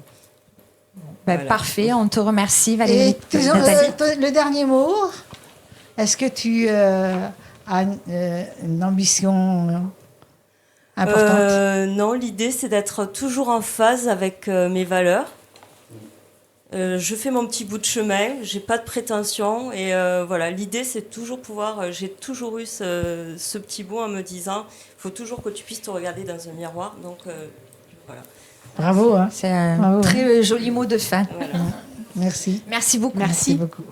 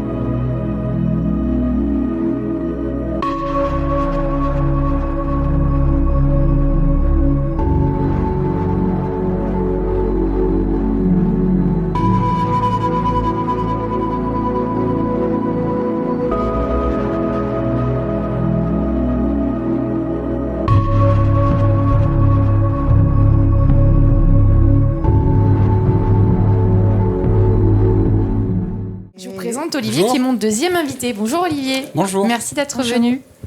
Alors Merci Olivier, il est écrivain, mais pas que. Alors, il va nous parler un petit peu de lui et de son parcours. Et par quoi tu souhaites commencer? Par un de tes métiers, par le métier d'écrivain. J'ai vu qu'il y avait de la musique aussi dans ce que tu faisais. Oui, la musique, c'est plus récent. En fait, j'ai l'habitude de dire que j'ai raté ma vie parce que quand j'étais plus jeune, je rêvais d'être footballeur professionnel, puis j'ai jamais dépassé le stade de la promotion d'honneur, ce qui équivaut à une 7e ou 8e division. Ensuite, je voulais être une star du rock, comme mon ami ici. Et puis, j'ai jamais dépassé les premiers accords des portes du pénitencier. Donc, c'était mes deux premiers fantasmes originels, on va dire. Et puis, je me suis vengé avec l'écriture. Parce que j'ai eu l'impression... En fait, pour vous raconter toute l'histoire depuis le début, moi, à l'époque, j'ai fait des études scientifiques. Et j'étais pas très accro à la lecture. Et tu écrivais pas du tout à l'époque? Je n'écrivais pas du tout. Et c'est vrai que les lectures imposées au lycée sont tellement intimidantes et... entre guillemets. J'avoue, pour donner le goût de la littérature, c'est pas forcément... Voilà, je manquais peut-être un peu de maturité, mais en tout cas, ça m'avait pas donné le goût de la lecture. Je me rappelle des Confessions de Rousseau, ça n'aurait pas été mon livre de chevet. Oui, Maupassant, Stendhal, etc. Et quand je suis arrivé en fac de sciences, le fait d'être plongé uniquement dans les maths, la physique et tout, j'ai tout fait complètement. Tout d'un coup, je me suis senti complètement à l'étroit. Mais il te fallait peut-être ça pour... Oui, il y a eu deux événements. Il y a eu ça, et mon frère aîné, qui a 7 ans de plus que moi, qui a commencé à me donner des bouquins en contrebande un petit peu. Voilà, donc il me fait lire, par exemple, J'irai cracher sur vos tombes Boris Vian, et je me dis, mais pourquoi on ne nous a pas fait étudier ça au lycée? Parce que là, ça sent le soufre, il y a du sexe, il y a de la violence. Et quand on est ado ou post-ado, c'est ce qu'on a envie de lire. Et puis, il m'a offert beaucoup de littérature américaine. John Fante, Bukowski. Et c'est ce qui m'a vraiment donné le goût à la lecture et en même temps à l'écriture. Parce que heureusement que ton frère était là. Ben oui, il a un mérite fou. Partout, Il a dû sentir qu'il y avait quelque chose. Ou il voulait vraiment que tu te mettes à lire? Non, il m'a initié en fait, mais souvent les grands frères et les grandes sœurs font ça. Parce que lui, il aimait ça et il a voulu te faire partager. Il aimait ça, et puis il avait du goût, donc c'est bien tombé. Et donc tu t'es mis à lire? Je me suis mis à lire, et en même temps, c'était des écrivains, John Fante, Bukowski, qui sont pas intimidants comme nos écrivains français enseignés au lycée. C'est-à-dire que très vite, je me suis dit, ah mais c'est facile, ils ont un langage parlé très direct. C'est accessible. Et je me suis dit que j'allais réussir à faire pareil. Donc je me suis lancé, j'ai mis peut-être 15 ans à faire mon solfège. Et les 2 premiers romans, ils dorment dans des tiroirs, heureusement pour tout le monde. Mais tu reviendras peut-être un jour? Non, ceux-là, il vaut mieux pas. Il vaut mieux pas les exhumer. Et les remixer comme la musique. Alors, il y en a un qui a une jolie histoire, et je me suis mis en tête un jour peut-être de le réécrire, mais il faudra que je réécrive toutes les phrases. Hein. Parce qu'au début, le défaut qu'on a, c'est qu'on veut montrer à quel point on est un bon écrivain. Quand on se regarde écrire. On se regarde écrire, on fait des belles phrases, et en fait, ça manque de sincérité. Je vous ai entendu tous, et je crois que le credo, c'est toujours la sincérité. C'est ce que je recherche, et c'est ce que j'espère avoir atteint depuis. Voilà. Et puis après, j'ai tout connu au niveau des maisons d'édition, des petites maisons d'édition associatives. J'en ai même créé une moi-même avec un ami, jusqu'à Robert Laffont, qui avait publié en 2019 l'un de mes livres, qui s'appelle Mes nuits Apache. Il y a eu la Manufacture de livres aussi, qui est une maison d'édition qui est très connue, qui publie que du roman noir ou du polar. Toi, c'est ton rayon. Alors, au début, on m'a classé dans le roman noir, alors que moi, je ne trouvais pas mes romans si noirs que ça. Mais comme ça se passait, j'ai publié 4 romans qui se passaient dans le milieu du rock. Et donc, chaque fois qu'on vous parle de rock, on imagine les addictions, la drogue, l'alcool. Et tout de suite, on vous classe dans... Il faut absolument... on aime bien les classifications dans donc, tous les domaines artistiques. Donc, tu as vécu ta passion du rock, finalement, à travers l'écriture. Voilà. Et parallèlement à ça, j'ai écrit le premier roman qui a été très bien publié. Il racontait l'histoire d'un groupe qui s'appelle les Kids Bombardos, qui existe vraiment, et qui était composé par mes 3 neveux, qui étaient à Bordeaux, et qui ont eu une carrière assez fulgurante. Bon, leur carrière s'est arrêtée parce qu'il a fallu qu'ils gagnent leur vie, et la musique les faisait pas vivre. Et j'ai écrit cette histoire, qui s'appelle La nuit ne dure pas, qui racontait... c'était vraiment romancé, mais je m'étais servi de leurs personnages. Voilà, pour t'inspirer de tout ça. M'inspirer. Et là, ton dernier roman, il s'appelle comment? Alors, j'ai plusieurs branches. Il y a une branche qui est dans la fantasy, mais ça, quand j'ai commencé à écrire, j'aurais jamais imaginé écrire de la fantasy. Mais j'ai écrit ça un petit peu par défi. C'est mon fils qui m'a mis au défi d'écrire ça. Ils aiment bien ça souvent en plus. Mais c'est surtout qu'ils ne lisaient pas mes livres. Et donc ça m'énervait. Ils ne lisaient que de la fantaisie. Et donc, ce qu'il ne faut pas faire quand même. Voilà. Et donc un jour où je m'énervais, il me dit, mais si tu veux que je te lise, tu n'as qu'à écrire une saga de fantaisie. Voilà. Et je me suis lancé. Alors il y a eu le livre des Purs qui est sorti en 2019 et 2020 sous la forme de 2 tomes. Et là c'est sorti en poche au mois de mai dernier. Ok. En un seul tome. Donc les 2 sont réunis dans ce poche. C'est pour ça qu'il est épais. Il est assez épais, ouais. Ça fait 600 pages à peu près. Il n'est pas haut, hein. Il n'est pas haut. Mais c'est le principe des. C'est le principe des poches d'ailleurs. Le principe des livres de poche. Voilà. Celui-ci, par exemple, de Nathalie Vasquez, c'est pas un livre de poche. Hop. Je vais vous les montrer. Voilà, là en septembre, j'ai publié Le Livre des Cendres. Le Livre des Purs. En quelque sorte une suite, mais qui peut être lue sans avoir lu le premier. Okay. Et celui pour lequel je tourne beaucoup en ce moment, c'est La vie dévorée, qui a un pas de côté dans ce que j'ai écrit d'habitude et qui est autobiographique. Il vient de sortir, lui. Alors celui-là, il est sorti en mars. Et là, c'est ta vie alors? Au mois de mars. Ça, c'est ma vie. Alors notamment, je veux effrayer personne, c'est ma vie avec le myélome. Il y a une chanson d'ailleurs dessus que j'ai écoutée.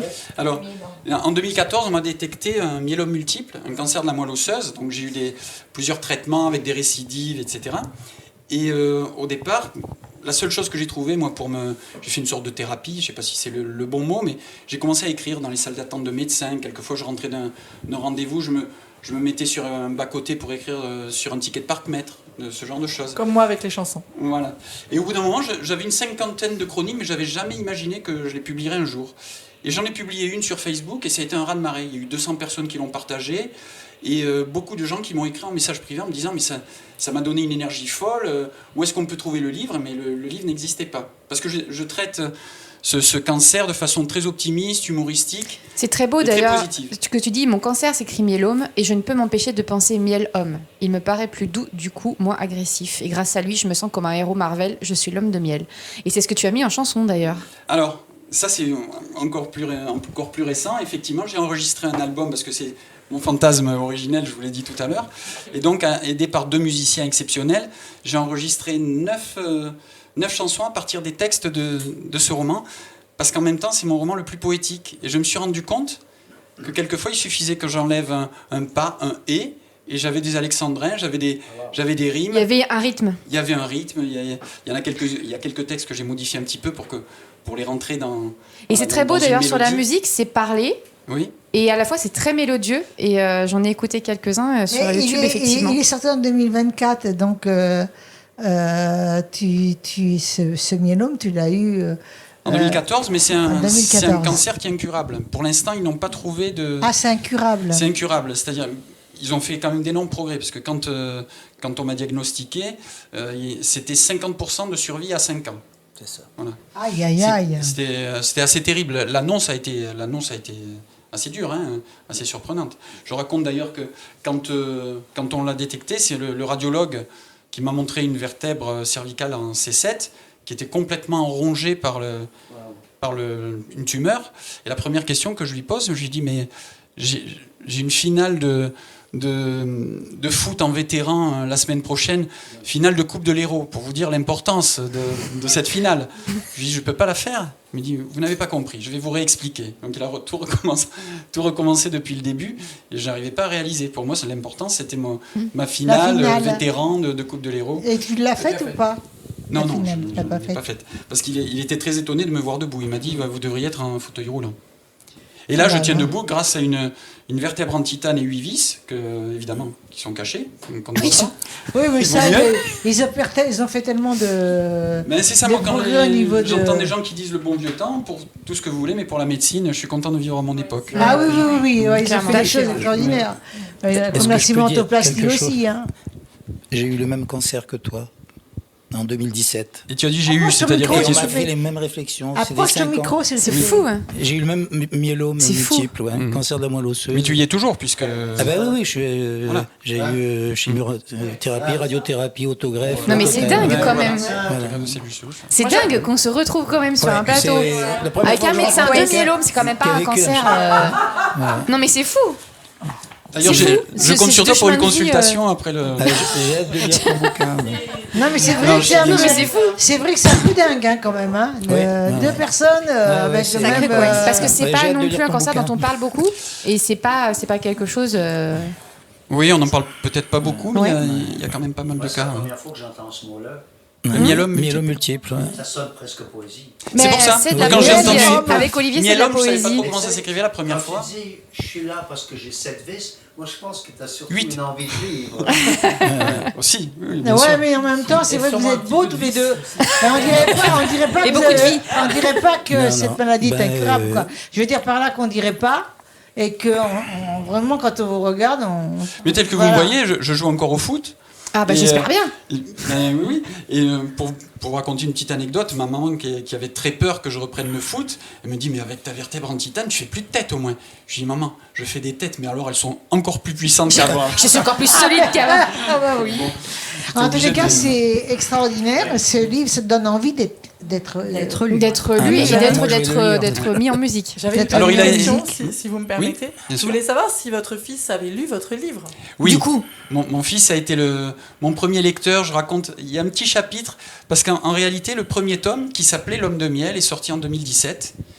Ensuite, l'éditeur qui l'avait publié a fait faillite. Après, je pourrais vous raconter mes déboires avec les maisons d'édition. On ne le trouvait plus. Et quand j'ai fini le deuxième tome, parce que je continue toujours mes petites chroniques, d'écrire mes petits textes, et quand j'ai proposé le deuxième tome à mon nouvel éditeur qui s'appelle Cubic Édition, je lui ai demandé si on pouvait intégrer le premier tome, qui s'appelle L'Homme de Miel. Donc la suite s'appelle Lune de Miel. Le premier tome, L'Homme de Miel, les deux sont réunis dans La Vie dévorée. Voilà, je sais, et la question, c'était peut-être Est-ce que ton enfant... Ah oui, et donc... Merci. Et donc, dans le tome 2, je raconte comment s'est passée la lecture de mon fils qui s'appelle Dan. C'est que je venais de recevoir mes exemplaires auteurs, on les reçoit toujours quelques semaines avant la sortie officielle, et ils étaient étalés sur la table. Et le soir avant de me coucher, je me suis rendu compte qu'il en manquait un. Le Il y avait film, il l'a pas je dit. voyais la lumière sous la porte de sa chambre. C'est beau. Et voilà, je savais qu'il était en train de le Qu'est-ce qu'il lire. en a pensé? Ah, mais il est très pudique. Mais non, Mais il l'a lu. il l'a lu et puis il était assez fier. Puis il était content de le lire parce qu'il a vécu tout ça de plein fouet. Quand il y a eu l'annonce, à cette époque-là, il rentre en 6e et je suis professeur de mathématiques en collège. Et il était prévu que je l'ai dans ma classe. Et donc tous les médecins, tout le monde dans la famille me disait tu ne peux pas reprendre en septembre, c'est impossible. L'opération m'avait abîmé la voix, donc je ne pouvais pas parler. Et je tenais absolument à reprendre, pas pour montrer à tout le monde à quel point j'étais fort, c'est parce que mon fils rentrait en classe et je voulais lui montrer que j'étais guéri, que tout allait mieux. Pour l'anecdote, comme j'avais pas de voix, on Parce m'avait qu'ils t'ont donné... ouvert devant? Devant et derrière, oui. J'ai Ouais, une derrière. cicatrice de 13 cm. On m'avait donné un ampli et un micro. J'en ai jamais eu besoin, puisque le premier jour où j'ai reçu la classe dont j'étais prof principal, j'ai poussé un hurlement après un élève et tout. Et tout s'est libéré. Je parle de lui d'ailleurs dans le livre, il s'appelle Ramzi, c'était un enquiquineur sympa, on va dire. Et je l'ai croisé quelques années après, je lui ai dit tu sais que je parle de toi dans mon livre? Il me dit oui, je sais monsieur. Je lui dis ça te gêne pas? Il me dit moi, du moment qu'on parle de moi. Très bien. Voilà. Ouais, c'est super, super. Ça, en tout cas, c'était très intéressant. On va redire les titres de son livre, Bah de ses oui. livres. Alors, nous avons La vie dévorée.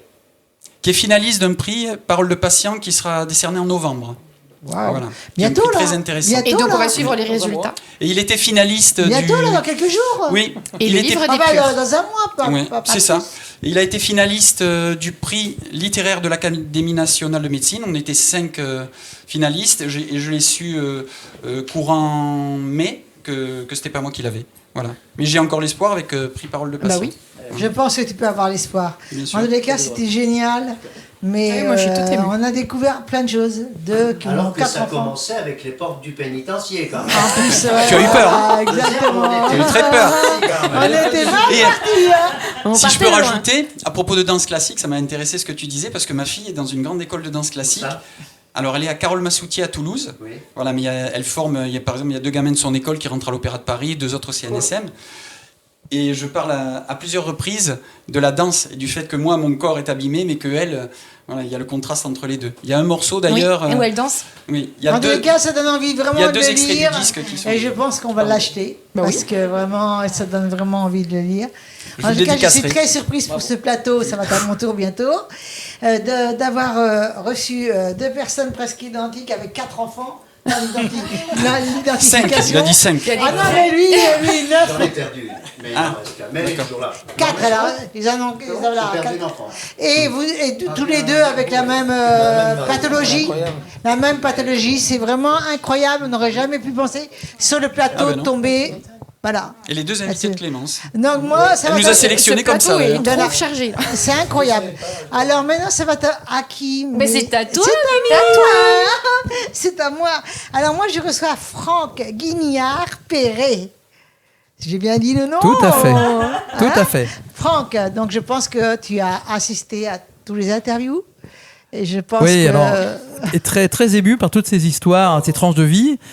C'est difficile de passer après tous ces témoignages qui sont Non, parce que bouleversants chacun et à la a une fois histoire, une histoire. pleines d'humanisme, pleines de positifs. Oui, mais Enfin, son histoire belles histoires. est le miroir pour les autres, donc pas de problème. Donc, tu vois, Aucun c'est problème. très intéressant ce que tu fais. Et donc, on va parler justement de ce que tu fais, la reconstruction d'affiches. Ça veut dire quoi, la reconstruction d'affiches? Oula, ça veut dire beaucoup de choses. Voilà, c'est ça qui m'intéresse. moi. Alors c'est moi, vrai qu'on ça vient de loin. Alors pour expliquer un peu, alors moi je suis très éloigné professionnellement du milieu artistique. Hein, Peu importe. Enfin, tu fais de la reconstruction. Reconstruction quand même, hein? Construction d'affiches. Non, moi je suis originaire d'abord de Lyon. J'avais un grand-père qui était peintre, qui a sûrement inspiré quelques vocations dans la famille. Et moi j'ai un passif de planchiste. Parce que je dirige une école de voile sur Palavas depuis 35 ans. Donc je suis assez éloigné du milieu artistique, mais j'ai toujours eu la passion. D'abord, comme tous les sportifs, j'approche la soixantaine, j'ai même dépassé la soixantaine et je suis un peu rattrapé par la patrouille physiquement. Et je suis quelqu'un de hyper actif et que j'avais besoin de trouver une activité qui me pose et qui me permette un peu de mettre au repos mon corps. Laissez les autres respirer. Alors moi déjà, parce que je me fatigue moi-même. Donc j'ai dans l'intimité de mon garage, alors je suis venu pour revenir aux affiches, hein, moi j'ai fait beaucoup de photos. J'ai fait partie d'un club sur Montpellier pendant très longtemps. Et on avait des séries à présenter et j'ai voulu présenter une série sur des photos d'affiches que j'avais observées en rentrant en vélo de mon travail, un grand tableau d'affichage. J'ai dit que il y avait peut-être un thème à traiter sur ces affiches. Donc je me suis retrouvé avec mon appareil photo devant ces affiches et puis j'ai essayé de faire des images et j'étais pas très convaincu du travail. Par contre, j'étais beaucoup plus convaincu parce qu'il y avait au sol des tas d'affiches qui étaient mélangées et avec les pieds, j'ai assemblé, j'ai recréé une histoire et j'ai fait ces photos-là que j'ai présentées au club. Et puis c'est parti de là. Mais sur quel support ? Ah ben là, c'était des affiches qui étaient au sol. Hein. Oui, ils étaient au sol. Alors donc là, c'était vraiment des photos. Je les ai photographiées, je les ai recomposées, je les ai présentées. D'accord, j'ai compris. Des affiches commerciales ? Non, des affiches. Il y avait tout genre d'affiches, des affiches commerciales, mais des affiches de festivals, etc. Des concerts. Tout était mélangé, tout était au sol, tout était enchevêtré et en bougeant les pieds, j'ai raconté des histoires avec mes pieds. Et je me suis dit, donc en présentant ça au club, il y a un gars du club qui m'a dit, mais est-ce que tu connais le travail de Jacques Villeguier, qui est un Parisien, qui fait ce genre de construction d'affiches, où il va y arracher ou composer, en arrachant les affiches, il recompose. Donc je suis allé voir son travail, je trouvais que c'était quelque chose d'intéressant. Donc je suis retourné collecter ces affiches qui étaient au sol, et j'ai commencé à composer. Voilà. Alors dans l'intimité de mon garage, encore jusqu'à il n'y a pas très longtemps, parce que moi je suis très amateur et on a toujours un regard assez critique sur ce qu'on fait. Difficile donc j'avais mon entourage qui me disait il fallait que je présente, que ça pouvait être intéressant d'exposer ce que je faisais, etc. Bon, il m'a fallu un petit peu de temps, voilà. Et puis j'ai fait donc 2 expos cette année, une première expo dans mon village à Saussan, et une deuxième expo à Palavas en septembre, voilà, pour présenter mon travail. Et c'est vrai que le retour est plutôt satisfaisant en tous les cas, parce que les retours que j'avais, c'était vraiment ma famille, mes proches. On peut toujours imaginer qu'il y a un manque d'objectivité quand c'est les proches. Mais voilà, donc c'est un travail très, très divers avec... Je te rejoins sur le recyclage aussi, et moi aussi dans mon concept, c'est vraiment du recyclage. Du recyclage. En fait, pour moi, c'est ça, être artiste. D'affiches. Mais là, les affiches sont collectées, je les collecte. Alors, ma compagne vous dira que c'est des situations complètement improbables où je me gare en double fil pour aller, parce que j'avais repéré le lendemain, la veille, donc je déchire, j'arrache, avec toujours le principe d'arracher des affiches dont la date de péremption n'est pas passée. Bah, je m'en doute. Alors des fois, j'ai quand même la tentation, parce que les affiches sont très belles. Mais bon, je me suis gardé cette ligne de conduite. Et là, avec les élections... Au casino de la Grande Motte, tu peux en avec les élections, pas mal. Alors en ce moment, les élections, je suis un peu à jeun de trouver ma matière première. Mais bon, après oui, voilà. Donc là, on voit des exemples de toi là. Et c'est quand même assez surprenant. Alors comment tu colles? Et c'est un pinceau à colle? Avec un pinceau à colle. Tu as quoi dans le garage, comme une table de travail? Alors j'ai une grande table de travail. J'ai une autre table où je mets mes affiches.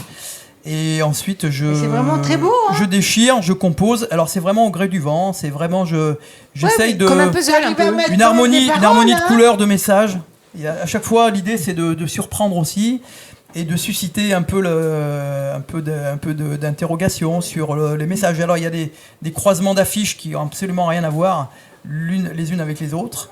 C'est une harmonie de couleurs, de messages. Voilà, oui. Il y a beaucoup de couleurs.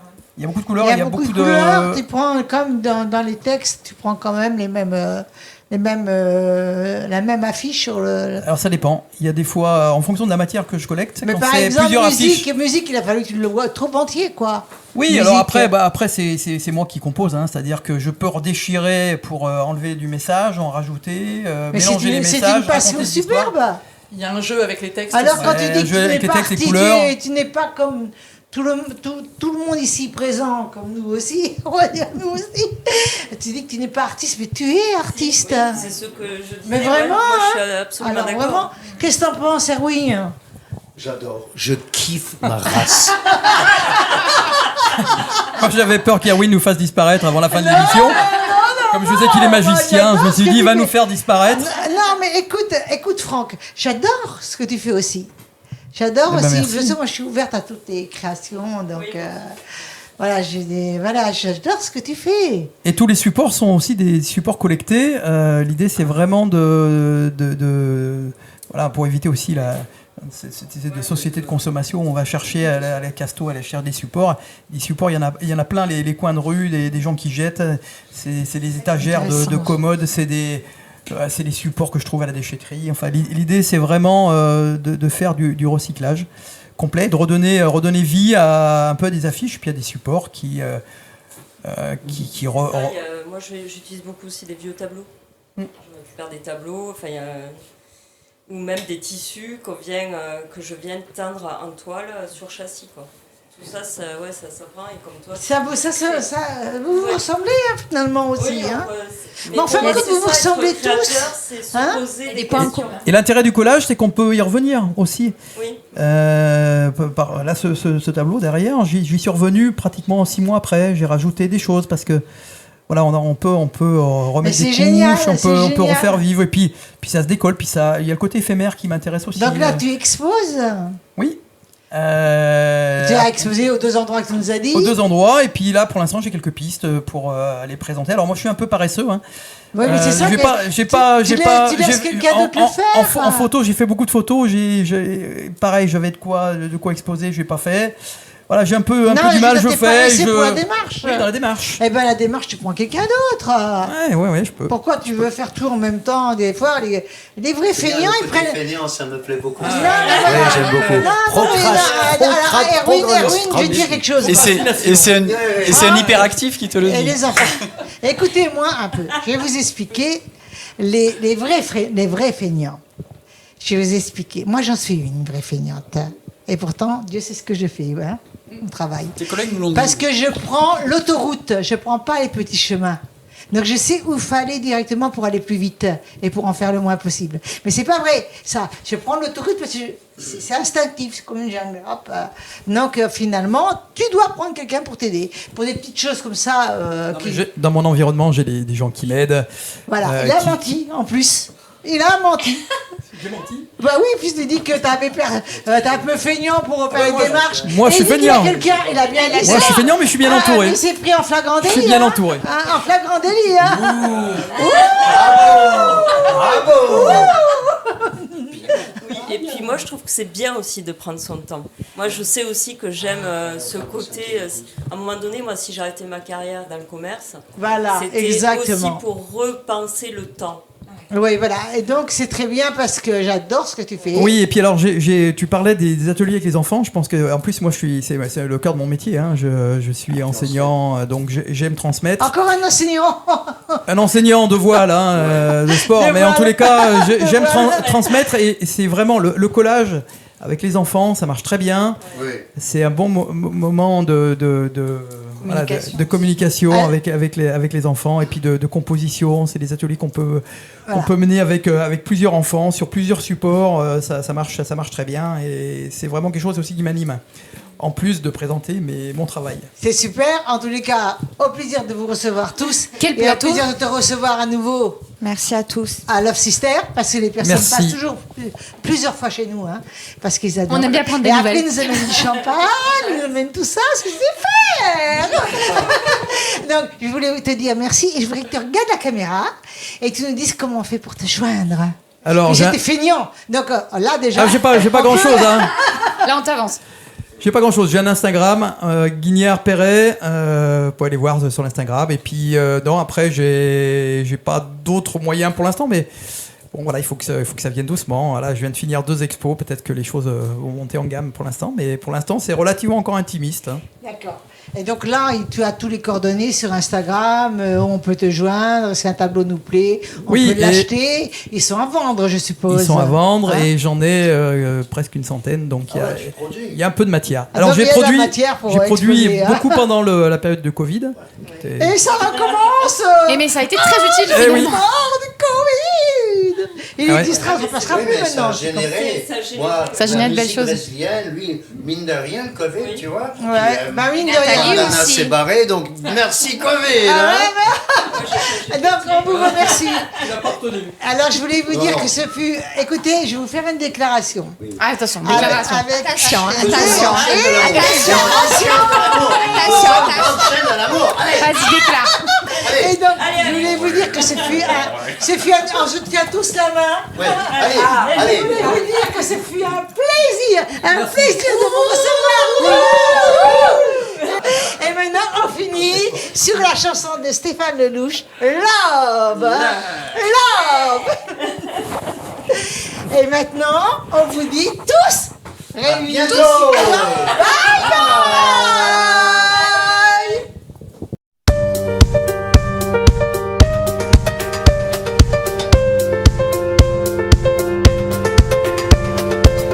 Et si un jour tu t'en allais, j'ai tant oublié, même ta dignité. Et où se trouve la vérité des fautes passées, des mots manqués? Si je pouvais te regarder, je te promets de vraiment tout changer. Rien que pour rester à tes côtés, dans le respect de tes si beaux secrets. Love, your love is my son. You come to me and you're around. Love, I feel I could fly. Love, rising up to the sky, up to the sky.